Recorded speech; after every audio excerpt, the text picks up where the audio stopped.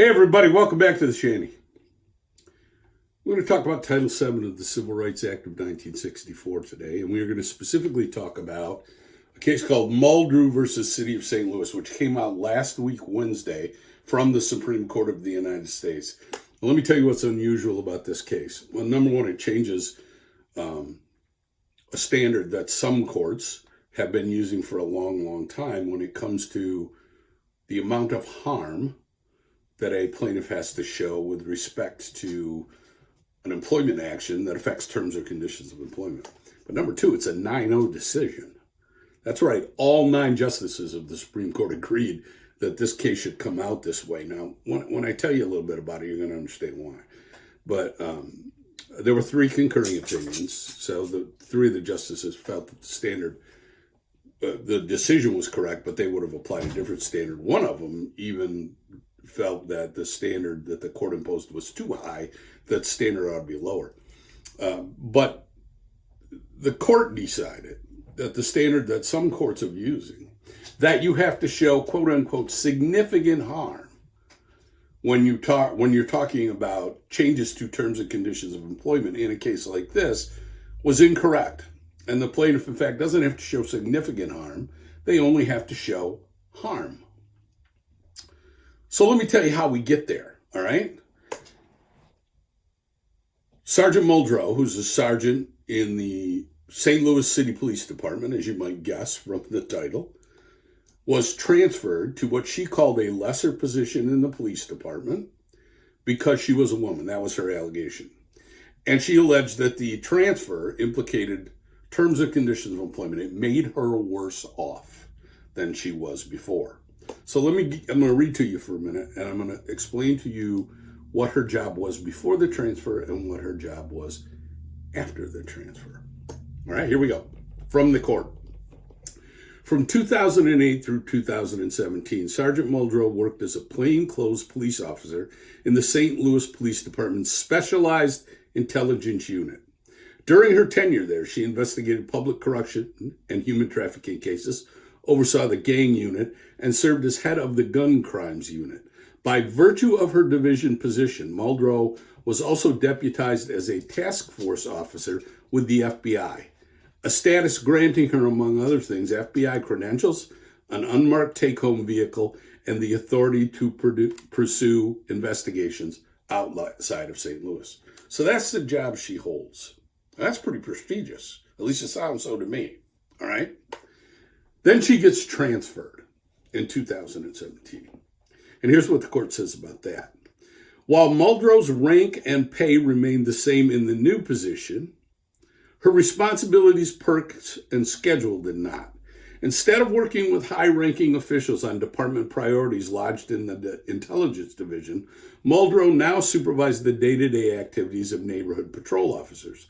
Her new duties included improving their arrests, reviewing their reports, and handling other administrative matters. She also now did some patrol work herself.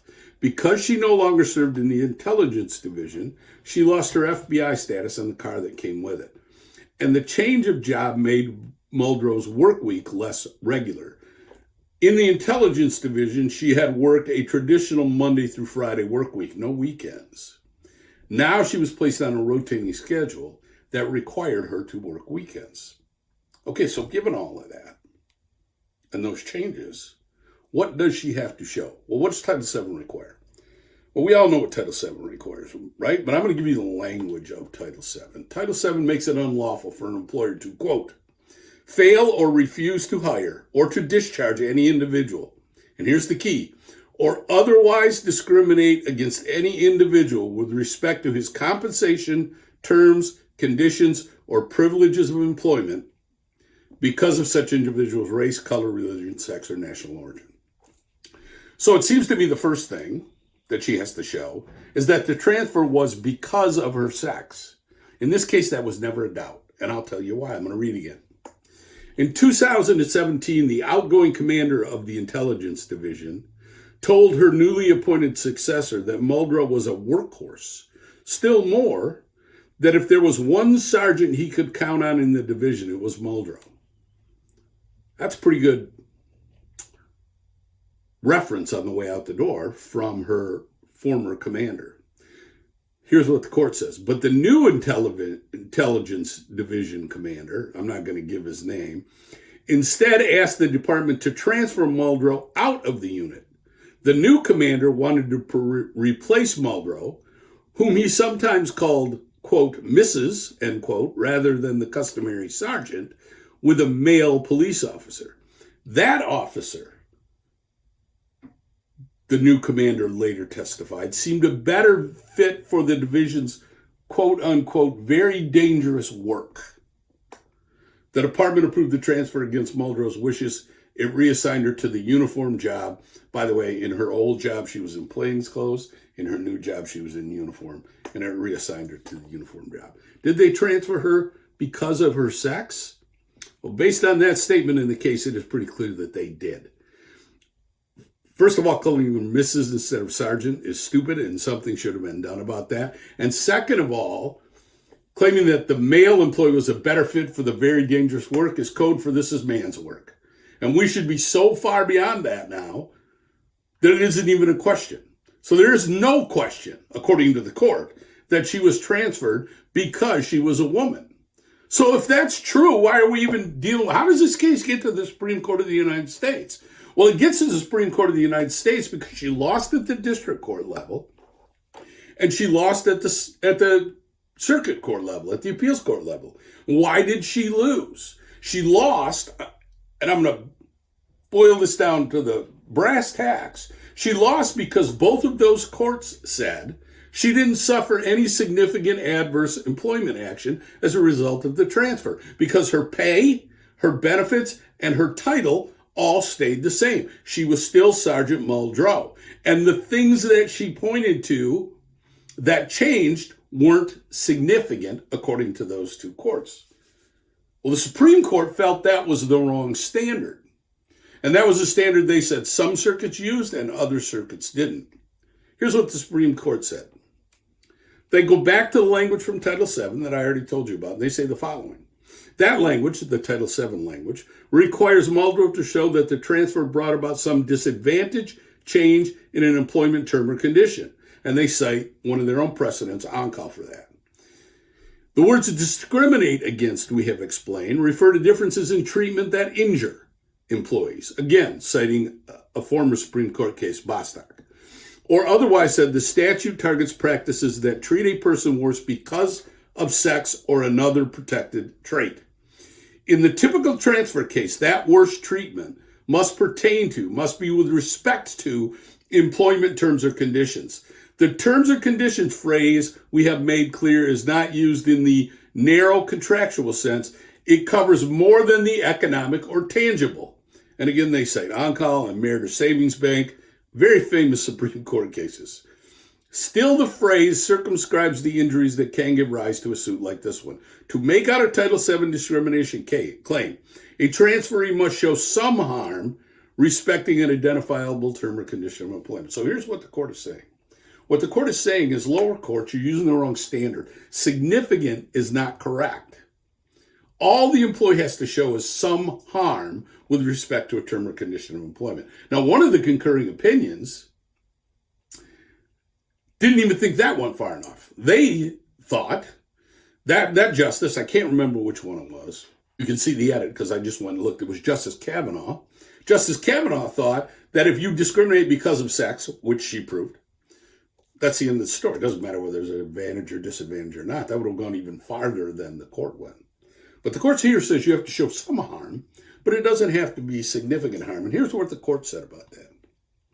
What the transferee does not have to show, according to the relevant text, is that the harm incurred was significant or serious or substantial or any similar adjective suggesting that the disadvantage to the employee must exceed some heightened bar.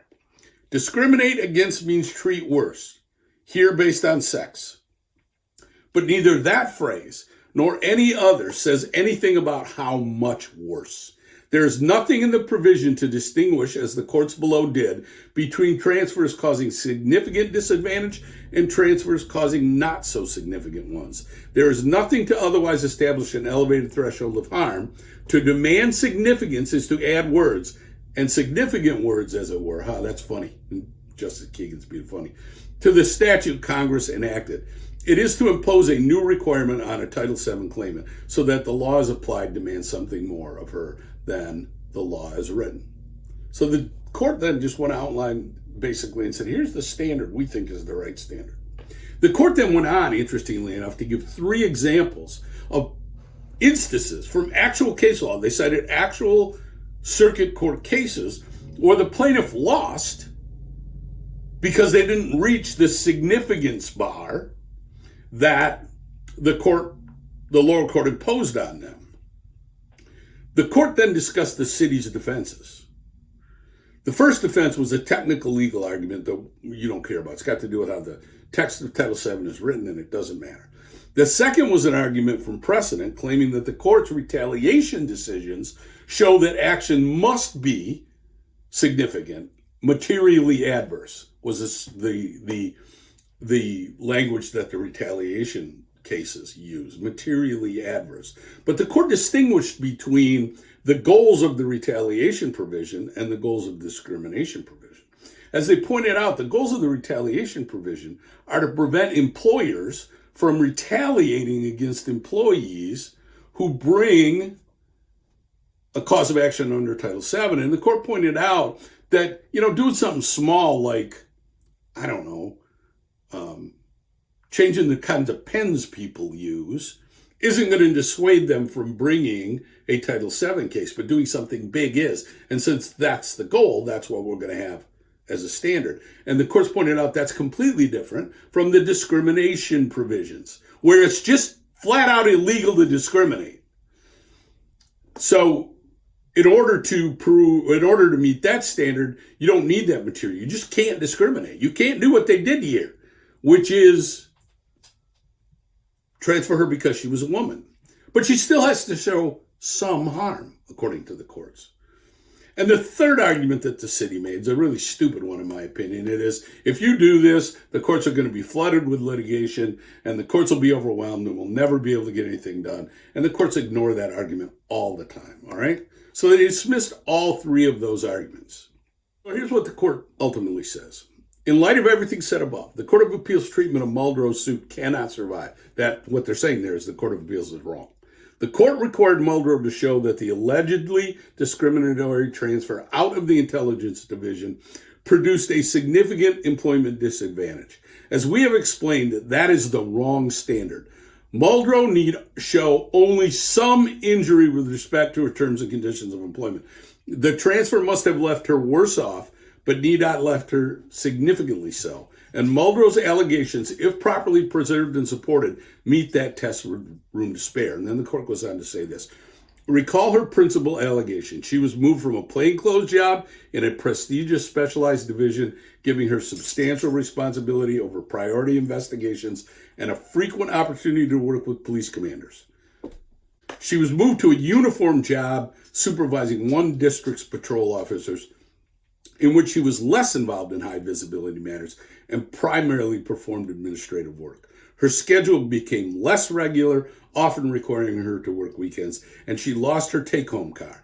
And if those allegations are proved, she was left worse off several times over. It does not matter, as the courts below thought, that her rank and pay remained the same or that she still could advance to other jobs. Title VII prohibits making a transfer based on sex with the consequences Muldrow described. So what's the lesson? You can't make a transfer based on a protected category that causes any harm to the employee. Any harm. Is this going to create a flood of litigation? It's going to create more, I think. Certainly more cases are going to go to juries. Now, what's our lesson from all of this? Don't make employment decisions based on protected categories. If you don't make employment decisions based on protected categories, you should win. Remember, it has to be because of sex, because of race, because of religion, because of national origin, age, and all the other standards. This is an interesting case, and it is going to change some things. And we may see more litigation as a result of it, when an employee is transferred from one job to the other. What's really interesting to me is what is the court going to do with this standard with cases that aren't transfer cases? Is this standard going to flow down? We'll see. Great seeing y'all. I hope I'll see y'all May 1st. See you next time.